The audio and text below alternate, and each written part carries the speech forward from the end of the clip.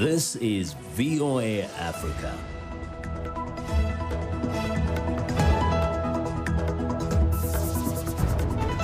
Hello, I'm Esther Githui-Ewart. It's Monday, March 23rd.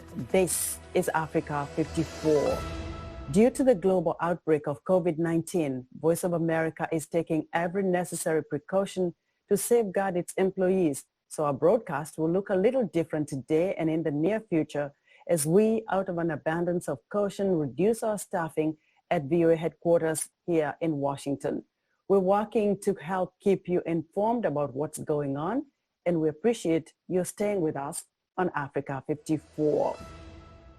The global cases of the coronavirus topped more than 320,000 on Sunday, with over 5,400 deaths in Italy and 1,700 in Spain.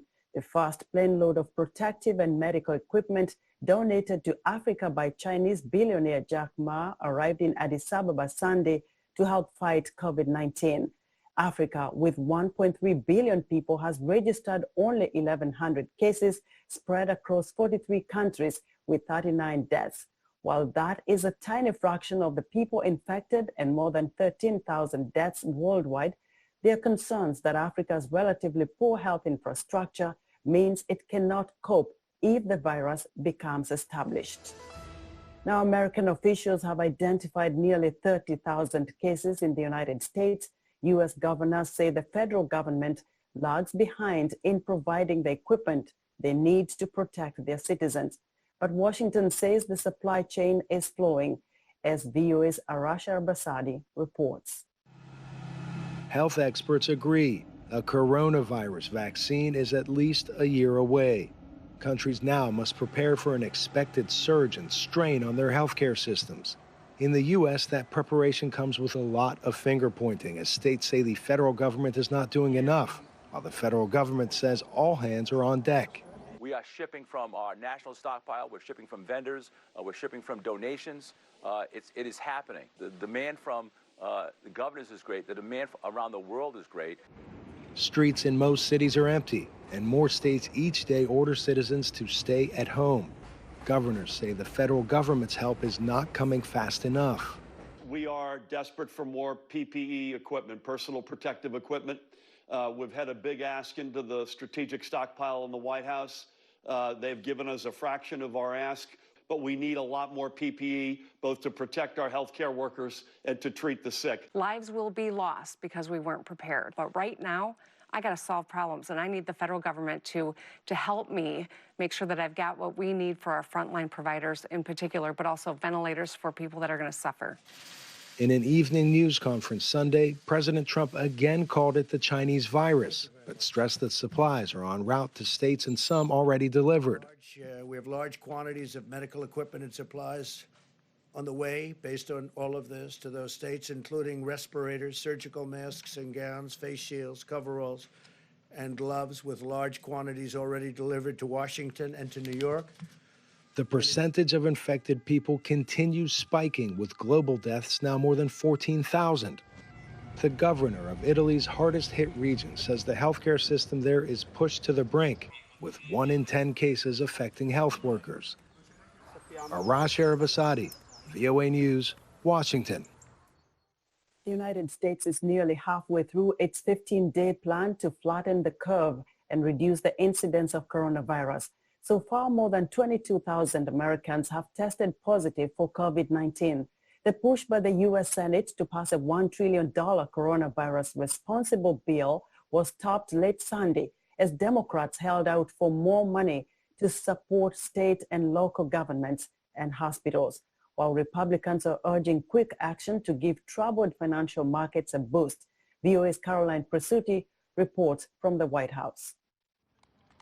Outside the White House, safe distancing seen for a pickup game of street hockey.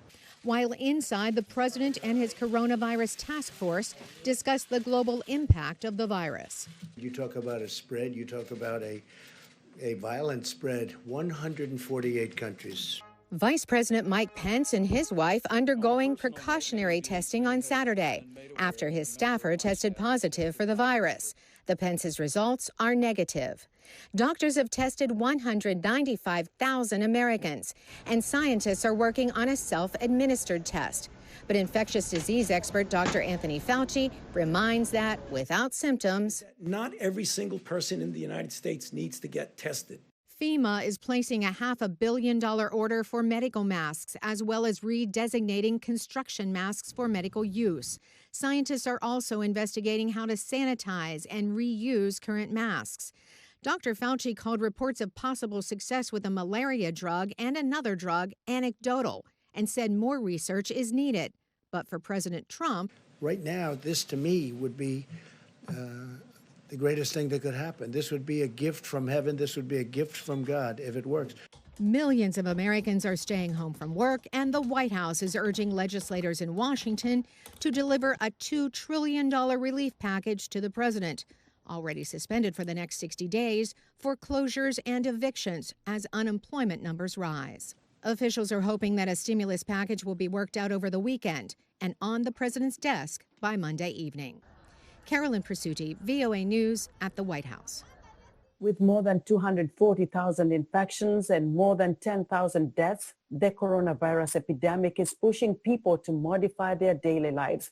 VOA's Mariama Diallo reports on social distancing, one of the themes global health experts stressed at a VOA town hall. In the interest of social distancing, all participants in the VOA town hall joined from remote locations. As leaders warned of a global recession and populations are put on lockdown, experts insist that people need to drastically change their lives. Jason Farley is an expert in infectious diseases. You need the public to recognize and realize that while you are at lower risk when you are below 60, with each decade lower risk, people with comorbidities and underlying conditions, immunosuppressed patients for any reason, are at increased risk of complications from this infection. In an era when the public is sometimes receiving mixed messages about the seriousness of the disease, it's time for governments to regain public trust, says Dr. Kamiar Alaev from the Institute of International Health. And definitely, if we don't have a public engagement, and especially, the community are not engaged, we can't control the disease. How we can bring back the trust of people and make it more important? I think the only way is to do more education and give more transparent results and show that there's not only a particular part of population who are more vulnerable, and everybody may be in. Medical experts say the incubation period for this virus is from 2 to 14 days, which complicates things. Dr. Ingrid Katz from Harvard Global Health Institute says it's one of the biggest challenges countries around the world face, making social distancing key. That's one of the biggest challenges we face. SARS and Ebola are other massive outbreaks that have been discussed in this context. And I think the difference there is that they were both highly symptomatic very early on. Whereas with COVID, it seems to be clear that there is a period after infectivity where people may have no or low levels of symptoms and absolutely still could transmit the virus. And so that, she says, is a huge issue in terms of containment. Mariama Diallo, VOA News, Washington. As more people across the U.S. stay home due to the threat of COVID-19, they're learning to adapt to a new way of life. VOA's Julia Tabo spoke with a few Washington, D.C. area residents to see how they are making the best out of a scary situation. Restaurants are empty. So are museums, movie theaters, and other popular places that people tend to gather, all due to the threat of COVID-19. So Washington area residents are preparing to stay closer to home. Just checking out the grocery store. I try to just take exactly what we need and no more, because I've got to make sure to leave something for everybody, and making the best of what we have. I don't want to clean out the store, and other people will need things too, so trying to be reasonable about it. I stocked up and have about 14 days worth of things that I think I would need to support myself if I got ill. For Henry and Jason Cronick, stocking up on alcohol is also important. We're buying alcohol in case we get quarantined. And we heard that the Pennsylvania government had closed all the state liquor stores, so we figured the getting's good. That's good news for liquor store owner Malkit Singh, who says he's noticed an uptick in business lately. People are working from home. Obviously, they need some reason to stay happy at home, and they're buying little extra goods. Anne Hoog is savoring quality time with her family. Trying to spend the time being outside as much as possible. We've been cooped up all day and inside the house, and so we are coming out to the park. I'm enjoying spending more time with my pet. That's Honey, and that's Teddy. He's just a gorgeous guy, you know what I mean? Just getting him out for some fresh air in the springtime. I love making cupcakes. Sophia Panchal is making the best of her time away from school. So now I'm gonna make like an Easter scene of some bunnies, eat some grass. She decorates cupcakes. Hi, Abby. Does FaceTime with her friends and spends time with her sister Jasmine. I'm really happy because we get more time to spend with our family. And we've been bike riding down our alleyway. And then we've been doing a lot of crafts and we made cupcakes. Adults and children alike, despite these trying times, seem to be taking it all in stride. It's always pleasant to have a martini at the end of a stressful day and think about better times to come, which I'm hoping are around the corner. Julie Tabo, VOA News, Washington. The arrival of coronavirus in Kenya is changing the way religious services are conducted in the capital's diverse houses of worship. Nairobi's Catholics are refraining from using holy water, Muslims have stopped ritual cleansings, and Hindu temples are turning to live streaming their services. Rashid Ronald reports from Nairobi. Remind us before we start the Mass. At Nairobi's Don Bosco Catholic Church, worshippers are adjusting to Sunday prayers in the time of coronavirus. Holy Communion for Kenya's 11 million Catholics has been made more sanitary, and holy water is no longer considered safe. When it is at the entrance of the church, everyone dips their hands there. We are not belittling the power and the possibility of people sanctifying themselves with holy water, but we are saying as long as it is an element where people are touching, we don't want to also scandalize those who might be weak in faith or have weak immunity, that if they touch such which has been touched by many people, they can be harmed. It's a similar scene at Nairobi's Jamia Mosque, where the doors are only open during prayer times. Muslims make up about 10% of Kenya's population, but those more prone to coronavirus, the elderly and sick, have been asked to pray at home. And the Kenya Association of Muslim Medical Practitioners told mosques to stop ritual cleansings known as ablutions. Ablution and toilet facilities will be shut down, will be closed down immediately, as these areas, according to the medics, have the potential of aiding the spread of the coronavirus. The faithful are thus advised to make ablution before coming to the mosque. At Nairobi's Sri Swaminarayan Hindu temple, devotees have been urged not to come pray at all to avoid infection from large groups. Every Sunday, we have approximately 1,500 people gathering here for the weekly prayers. And apart from that, on Fridays and Saturdays, we have assemblies for the youth, where we have 300 youth coming in. We also have various classes, language classes, music instrument classes. So the temple has been proactive and has issued a statement that all these activities whereby you find many people are gathering, all these activities has been suspended until further notice. Instead, like much of the world in the time of coronavirus, they are going online, live streaming the services. While further spread of the virus could fully halt communions and congregational prayer, Kenya's religious leaders agree it's not the time to lose faith. Instead, they say, maintain social distance, wash your hands, and keep praying. Rashid Ronald for VOA News, Nairobi. We're excited to hear what you think about Africa 54 and the stories we cover. Join the discussion on Facebook. The address is Africa 54. We're also streaming our broadcast live on Facebook. Please watch and share our show with your friends. Still to come, A California charity joins efforts to stem deaths from poor sanitation and dirty water in the southern African nation of Malawi.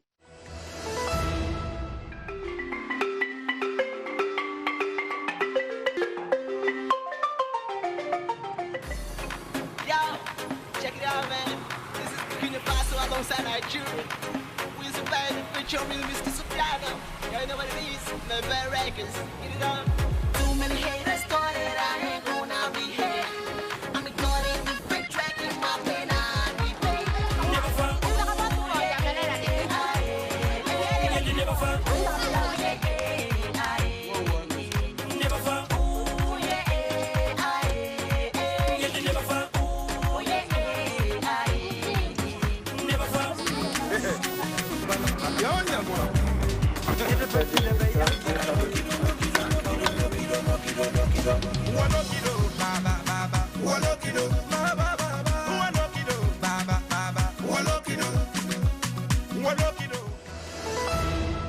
U.S. farmers are facing a growing season plagued by uncertainty about demand for their crops amid the COVID-19 crisis that is battering the global economy.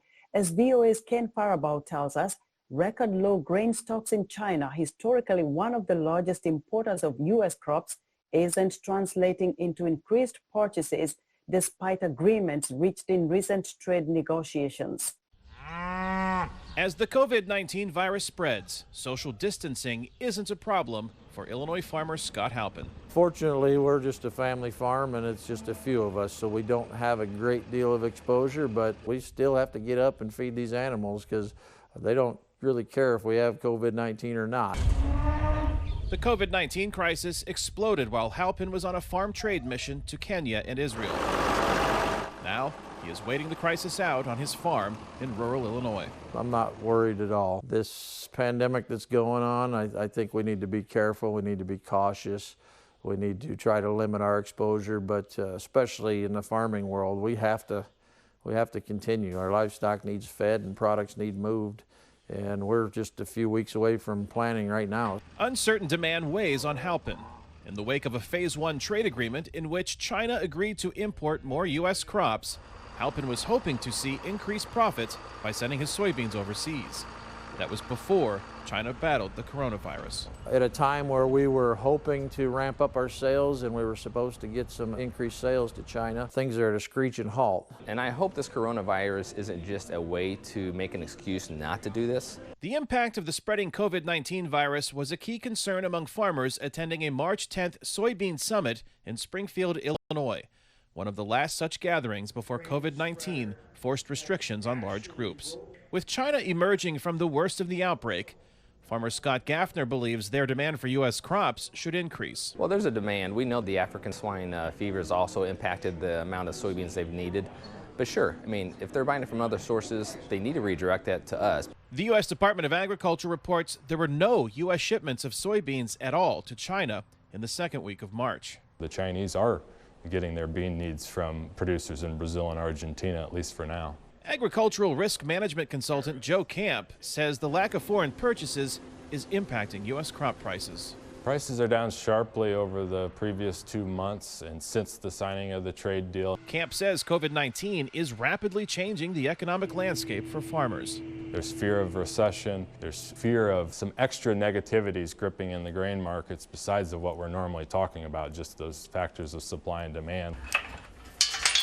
Back on his farm in Gardner, Halpin's greatest concern isn't getting COVID-19, but that when China is ready to increase U.S. imports, the international supply chain won't be able to deliver his crop. I think I heard the number is 45 days to get a vessel over to China, and if they can't unload it, there's really no sense starting to send it over there. And those products or those containers are getting reloaded and coming back to the U.S. So the whole route's getting breaking the chain. All of this weighs on many farmers before most have placed a single seed in the ground, at which point the fate of their crops is at the mercy of another concern, the weather.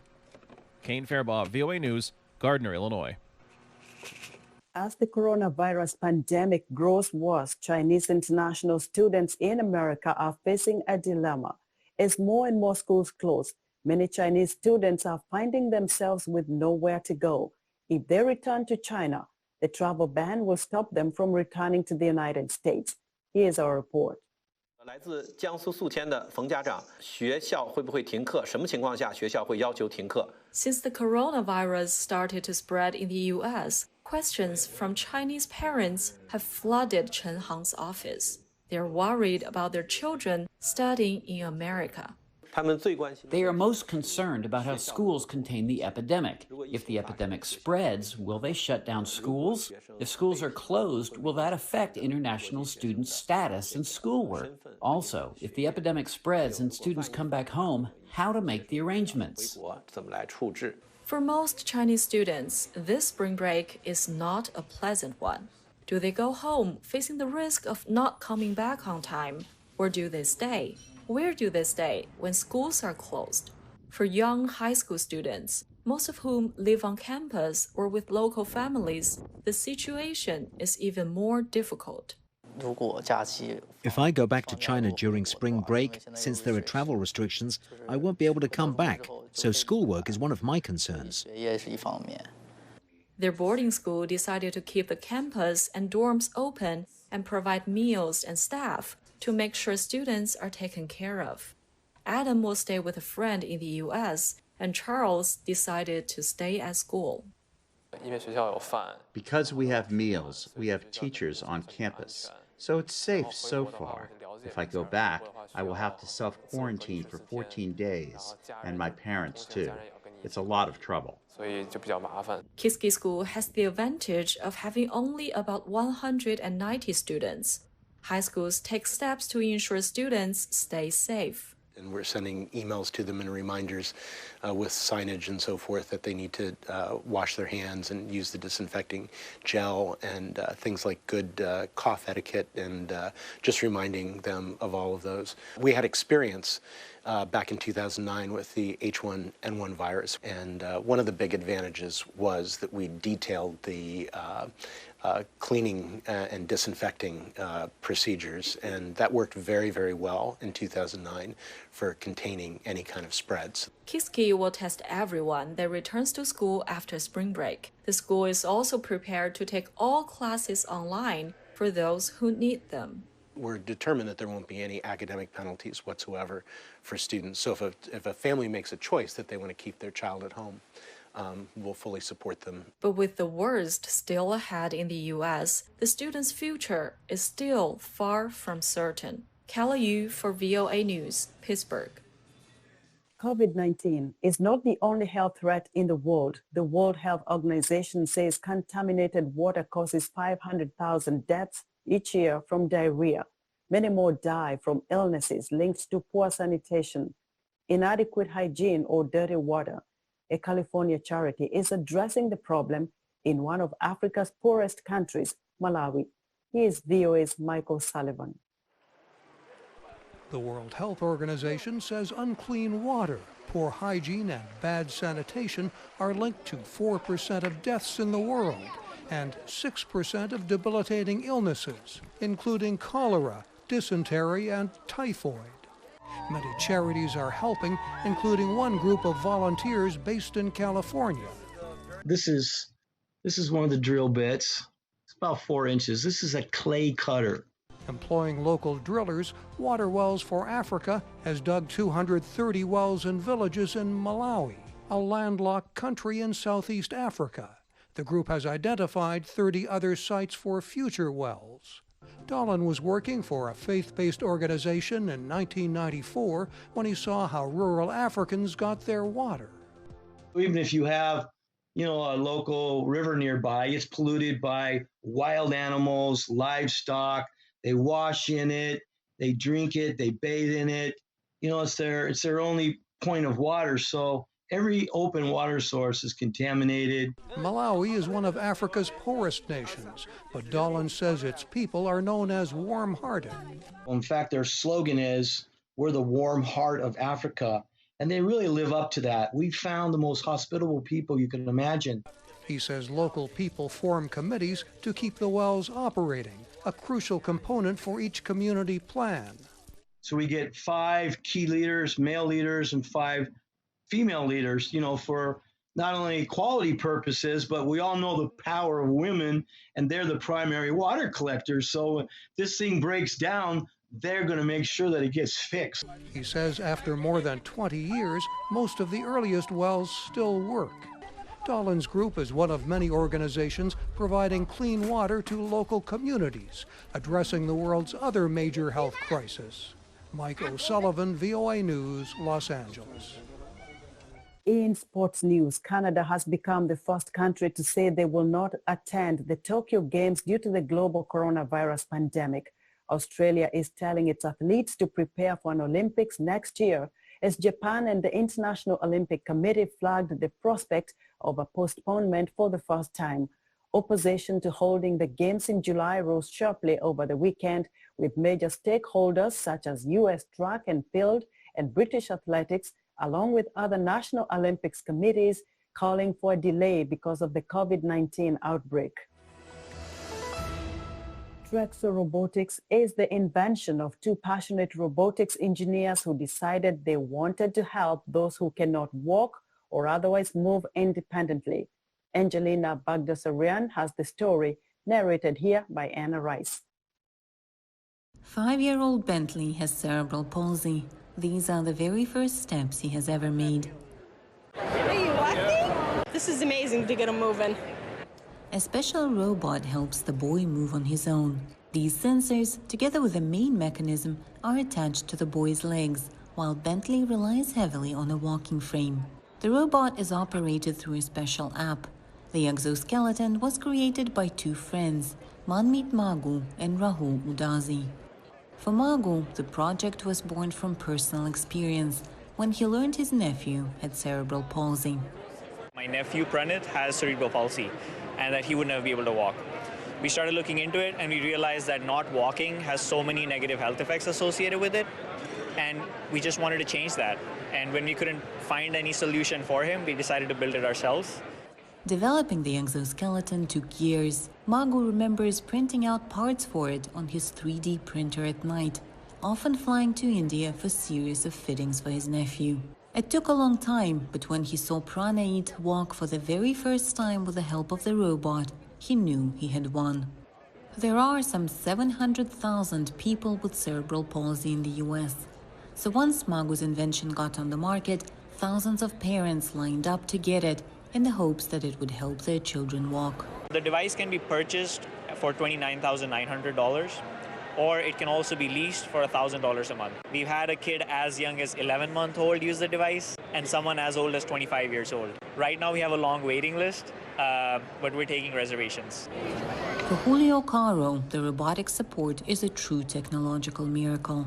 In the US, it is possible to get such devices with the help of insurance. The price depends on exoskeleton's complexity.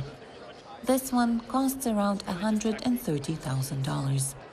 For Angelina Bagdasarian in Los Angeles, Anna Rice, VOA News. And that's our show for today. Be sure to watch Africa 54 on our website at voaafrica.com. From all of us here in Washington, thanks for watching.